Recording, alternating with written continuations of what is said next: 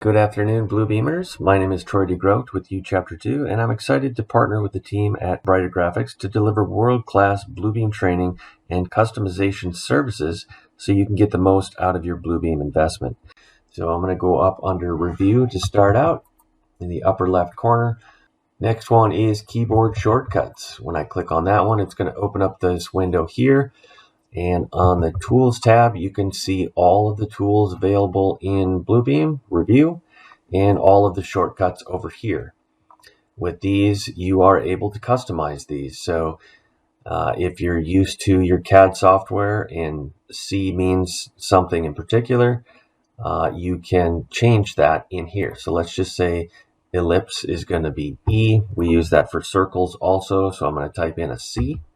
It's actually going to tell me that it's currently being used by cloud and ask me if I want to reassign it. So I can do that or not. I can decide at that point, yeah, I do want C to be cloud, reassign it, and then it'll take it off of ellipse for us.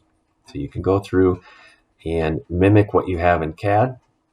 All that muscle memory can carry through to Bluebeam Revu. And then also under commands, you have different commands in here. Control O to open and things like that. You can go through and either customize these or just view them and see what they are as a learning tool. So those are your keyboard shortcuts. I hope you took some notes. I hope you enjoyed the detailed introduction of parts of the interface in Bluebeam Revu.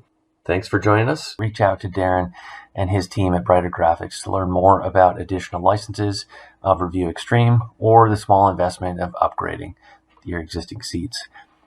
And as always, if you have any questions regarding training or customization services for your company, don't hesitate to reach out to our team as well.